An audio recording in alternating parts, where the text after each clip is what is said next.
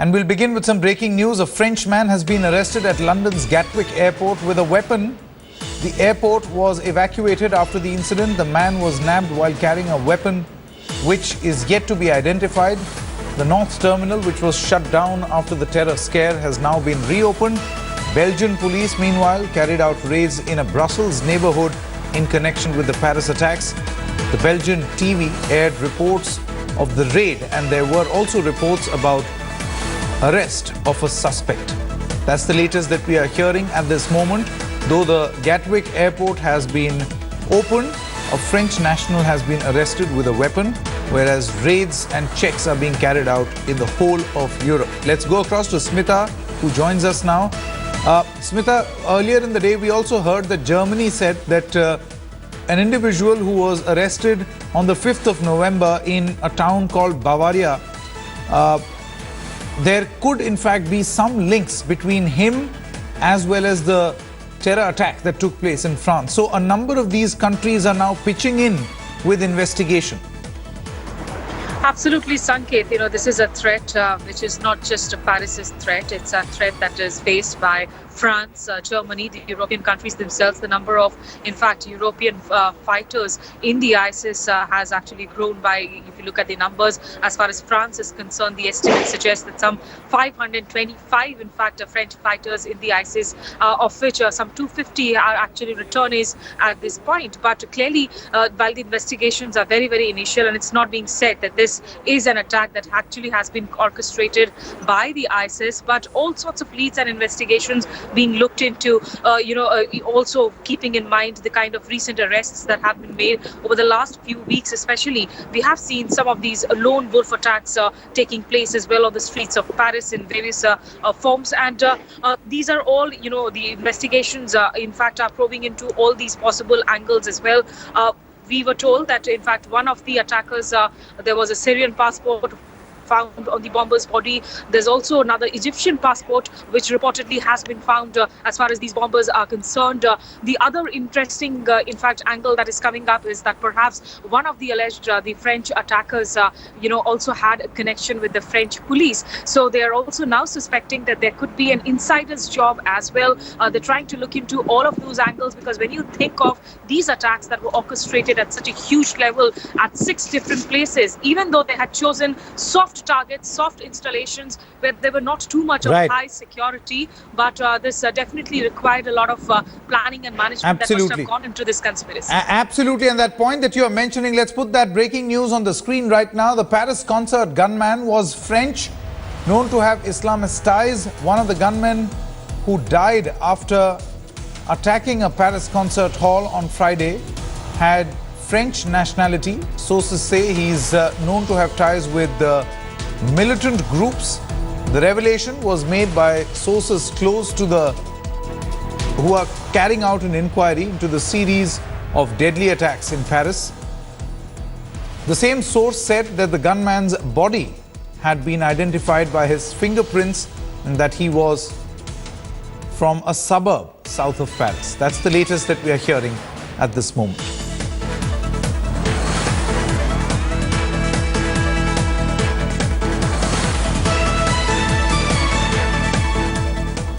And we are also joined in now by Mr. Sebastian, who's a correspondent with Sebastian Francis, who's a correspondent with Radio France here in New Delhi. Mr. Sebastian, thanks very much for speaking to India Today. What is the latest information that you are picking up on the Paris attacks? The information are not very clear. Especially, I have to admit, from here, it is already not very clear from Paris. The claim, we have it, the Daesh Islamic State group claimed it, so that's the only certainty that we have. The president actually already mentioned it even before the claim was done. So that's one thing we are sure about. The origins of the people are not clear. One was identified, the one attack, terrorists that entered the Bataclan concert hall seems to have been identified very recently by sources.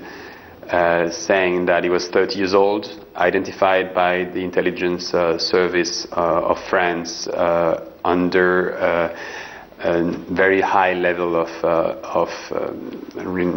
gathering. I mean, like it was very on the list of the service intelligence. So that's one thing. We knew that. I mean, and that's not a surprise. Just these people might have been already under the radar of the intelligence services. Whether it's something that we are all expecting. Even when Charlie happened in January, these people were already identified. The problem is that they were sometimes identified a couple of years before, and then after they went low, and then they were not under any specific monitoring. So that's the problem. We have thousands of people that have been monitored by the services, so it's hard to continue monitoring them. Absolutely. Mr. Sebastian, President of France, François Hollande, he believes that ISIS is behind this attack. He has said it in as many words. What is the information that you are getting about this being an ISIS terror attack, and how coordinated an effort through the course of the investigation are you now understanding that this really was? The passport that has been recovered outside of the stadium. Is not being recovered, it seems, I mean, as far as I know, from directly the attacker. So, I mean, that's one thing that we cannot jump too quickly in the conclusion that it's from an attacker. It's outside a stadium where you had maybe 50, 70,000 people that have been entered. But, I mean, it could be definitely from one attacker. The fact that Islamic State definitely claimed responsibility for that attack, so the president mentioned it, calling it Daesh and not Islamic State. And it is a threat for France. It is a threat for everybody. I mean, we have to understand that, and I'm not specifically an expert, but that's what I'm hearing from experts on Islamism, that Daesh is not threatening only France, not threatening only specific countries, specific reasons. Is a group that have decided to launch an all-out war against the Western so-called crusaders. And again, it's not something that we have to understand, what do we have to change, what do we have to do to stop these attacks. They just decided that we were under an apocalyptic moment, where they have to launch the war, and what they expect from us is to continue and take revenge and continue and creating a chaos in France, fighting each other, and that's what we have to prevent. And Mr. Sebastian Francis, many thanks for joining us at this moment. In fact, ISIS says that they are punishing France in carrying out strikes with the US in Syria on ISIS installations, and it appears to be a case where France has become the repeated target of the wrath of the ISIS, being punished for, allegedly being punished, as the ISIS in its notes always says, for attacking their installations. Thanks very much, Mr. Sebastian Francis, for joining us in this evening broadcast. Now, a couple of reactions that are coming in of Indians who are presently there in Paris, some eyewitness accounts as well as some other reactions. Let's play them out. Came to Paris on a holiday, pretty surprised and disappointed to see the city completely empty and deserted. Very unlike the character of the city on a Saturday evening. The weather is nice, but the locals are preferring to stay indoors because they're scared. You know, there are military personnel guarding the train stations, and people are staying away from all areas that are crowded and attract a lot of tourists. So everything is shut down, and it's quite sad to see the city like this. जो हमने सुना था बहुत भीड़ भाड़ रहती है और बहुत चकाचौंध रहती है, बट कल के इंसिडेंट के बाद जैसा कि शायद आप पीछे देख सकते हैं, यहाँ पे सिर्फ सिक्योरिटी गार्ड्स हैं, लोग बात करना नहीं चाह रहे हैं, सारी दुकानें बंद हैं. So I mean, as a tourist, it's a very bad thing for us. We'd actually gone to dinner fairly close to where the first attack took place. As we returned to the hotel, we saw that there was some police action. Police cars were moving with sirens blaring. The situation, as you can see, is perfectly normal. There's no traffic. There was an appeal by the president who declared a state of emergency that people should remain within their homes. But the French are French. Paris is a beautiful city. It's a city of lights. People are going about their work very normally. The shops are open. The tourists are on the streets. Taxis are running. The metro is running. And let's now play out all the reports that were sent in by India Today's Lavina Tandon and Smita Sharma. Remember, India Today is the first Indian TV station to have reached Paris to get you a minute-to-minute update of this dastardly terror attack. India Today has reached ground zero. We are here in the city of Paris, the beautiful, elegant city that witnessed that horrible bloodbath on Friday evening. At least 128 lives claimed across those terror attacks through 6 places, including a stadium where a match was ongoing between France and Germany. Also in attendance was the French President Hollande himself. 2 other attacks and explosions through cafeteria and pizzeria.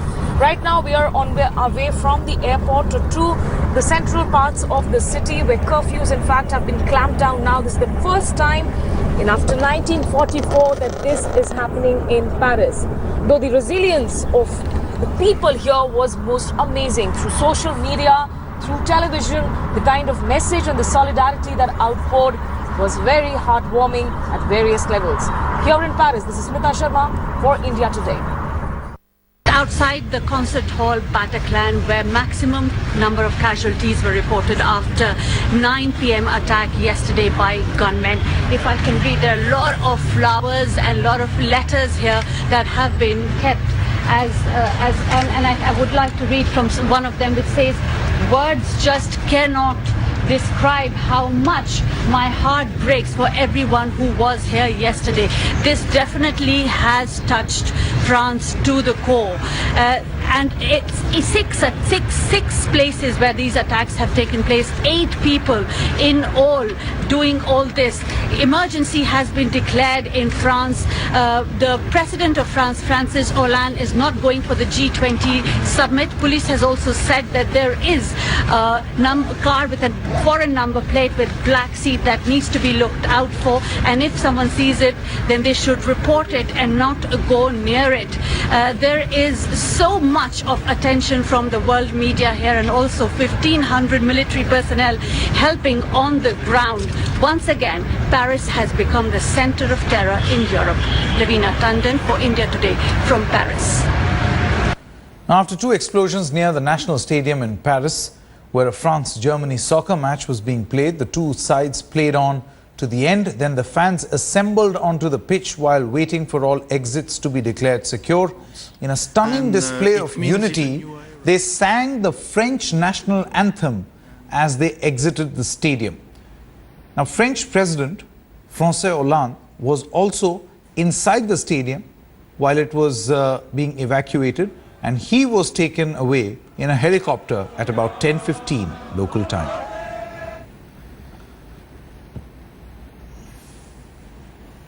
Let's now cut across live to Paris, where we are joined in by India Today's Lavina Tandon. Lavina, if you could tell us where exactly are you at this present moment and what is happening? At this point in time, I'm outside the stadium where the attack happened when a friendly match was going on, and where as you mentioned, Francis Hollande was here and he was whisked away from here. And at this point in time here, there are not as much media because I've just come back from Bataclan, where the concert hall was, and there was much more media because that's where the maximum casualties were. Here there are a lot of media, but here are a lot of people coming in. If I can just bring in this young man, this French guy, tell me what happened, because he happened to have heard the explosion. Can you please tell me what happened? Look in the camera if you can, and just tell me. I have in the last night I have heard the explosion when I have the soccer game against France and Germany, and I have heard the explosion in TV, and I have heard immediately the breaking news, the French breaking news, and I have watching the terrorist attacks. Okay, how has your life been since then? What's happening? How are you going about your normal life? Sorry. What's happening after? What happened after that in terms of security and everything for I you? have very confused. I have very sad for the death, the French death. Just stay here. And I have very angry after the ISIS, Islamic State, and I have very angry after French authorities. These are the people. The people who are involved in this are young French men, including women. Yeah. What do you think about that? Why is this happening, and to Paris in Europe? I know, but I want to say the French people are very sad today, and I have very angry against ISIS and against the government, because the security are not optimal. Okay. Are not optimal. Thank you very much. Very tragically. Thank you. A dramatic situation. Security is not up to mark. He's saying he's scared, he's angry, and I have spoken to many more people here. They are also very scared because this is a planned, coordinated attack which has taken the terrorism in Europe to yet another level, it feels like. And Paris has been chosen specifically. While talking to a lot of people here and journalists and all the reports that we have been going through, Paris has been receiving a lot of surveillance and intelligence report. Just a few days back, coveted, there was an intelligence report on something like this happening, and they managed to curb that down. But this one, they had a little bit of inkling about it. But somehow this attack on 6 places by 8 people was managed. So there is a sort of sense in people that this could happen to anyone, anywhere, but they still are getting along with their lives. But of course, there is this sense and this niggling feeling, and which is now splurging across to the borders of Europe as well. Italy is alert. Everyone is alert, including UK. Everyone is alert, and we should see a concerted effort from all these people to come together and look at Middle East and see there has to be a solution coming through. There has to be a coming together of all these powers to address the issue of Syria in a very united manner. Absolutely. Thanks very much, Lavina Tandon, for getting us all the latest. With that, it's a wrap in this edition of the news here on India Today.